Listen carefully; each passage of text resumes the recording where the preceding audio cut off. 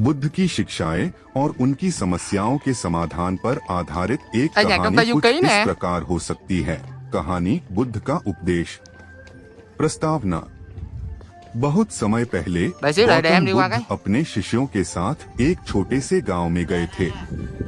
गांव के लोग बुद्ध के आगमन से बहुत खुश थे और उनकी शिक्षाओं को सुनने के लिए उत्साहित थे।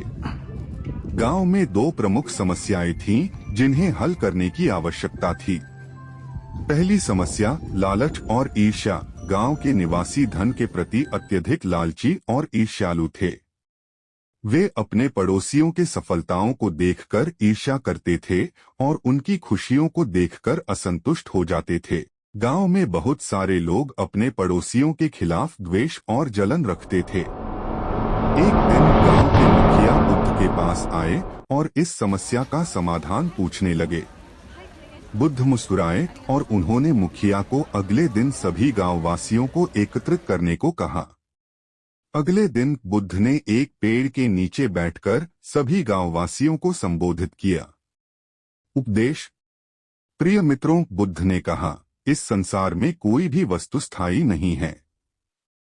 धन और संपत्ति भी अस्थायी हैं।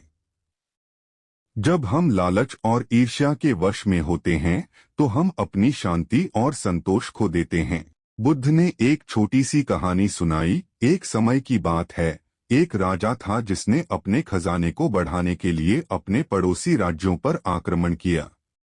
वह राजा अत्यधिक लालची था और चाहता था कि उसके पास संसार की सभी संपत्तियां हों। एक दिन एक साधु उसके दरबार में आए और राजा से कहा, महामना, आप जितना धन और संपत्ति इकट्ठा करेंगे, उतना ही आपका दुख और चिंता बढ़ेगी। सच्ची संपत्ति वह है जो आपके मन को शांति और संतोष दे। राजा ने साधु की बातों को अनसुना कर दिया और अपने लालच में और भी अधिक संपत्ति इकट्ठा करने लगा। एक दिन राजा बीमार हो गया और उसकी संपत्ति भी किसी काम न आई। अंत में उसने अपनी गलती समझी और साधु के पास जाकर माफी मांगी। साधु ने उसे सिखाया कि सच्चा धन संतोष और शांति में है, न कि भौतिक संपत्तियों में। बुद्ध की इस कहानी ने गांववासियों को गहरे रूप से प्रभावित किया। वे समझ गए कि लालच और ईर्ष्या से उन्हें केवल दुख ही मिलेगा। उन्होंने अपने मन में शांति और संतोष को प्राथमिकता देने का निर्णय लिया। दूसरी समस्या अहंकार और गर्व। गांव की दूसरी समस्या थी अहंकार और गर्व। कई लोग अपने ज्ञान, शक्ति और संपत्ति के कारण गर्व से भरे हुए थे। वे दूसरों को नीचा दिखाते थे और अपने अहंकार में डूबे रहते थे। गांव के मुखिया ने बुद्ध से इस समस्या का भी समाधान पूछने का निवेदन किया। बुद्ध ने उन्हें अगले दिन फिर से एकत्रित करने को कहा। जब सभी लोग इकट्ठा हुए तो बुद्ध ने एक और उपदेश दिया। उपदेश। प्रिय मित्रों, बुद्ध ने कहा, अहंकार और गर्व हमें अपने वास्तविक स्वरूप से दूर कर देते हैं। यह हमें अपने अंदर की अच्छाइयों और दूसरों की महानता को देखने से रोकते हैं। बुद्ध ने एक और कहानी सुनाई। एक समय की बात है, एक प्रसिद्ध विद्वान था जिसे अपने ज्ञान पर बहुत गर्व था। वह अपने गांव में सभी को नीचा दिखाता और अपनी विद्वत्ता का दिखावा करता। एक दिन वह एक साधु के पास गया और अपने ज्ञान का प्रदर्शन करने लगा। साधु ने उसे शांतिपूर्वक सुना और फिर एक कप में चाय डालने लगे। साधु ने कप को पूरा भर दिया और फिर भी चाय डालते रहे। चाय कप से बाहर बहने लगी। विद्वान ने साधु से कहा, महात्मा, कप भर चुका है, इसमें और चाय नहीं डाली जा सकती।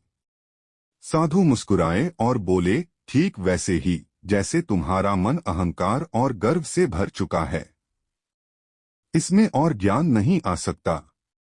जब तक तुम अपने अहंकार को नहीं छोड़ोगे, तब तक तुम्हें सच्चा ज्ञान नहीं मिल सकता। विद्वान को अपनी गलती समझ में आई और उसने साधु के चरणों में नतमस्तक होकर माफी मांगी। बुद्ध की इस कहानी ने गांववासियों के मन में गहरा प्रभाव डाला।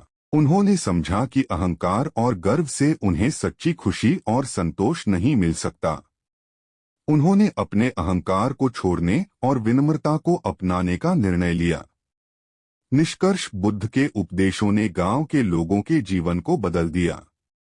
उन्होंने लालच, ईर्ष्या, अहंकार और गर्व को छोड़कर शांति, संतोष और विनम्रता को अपनाया। गांव में शांति और खुशहाली का माहौल बन गया। बुद्ध के उपदेशों ने न केवल गांव की समस्याओं का समाधान किया, बल्कि लोगों के जीवन में एक नई दिशा और प्रेरणा भी दी।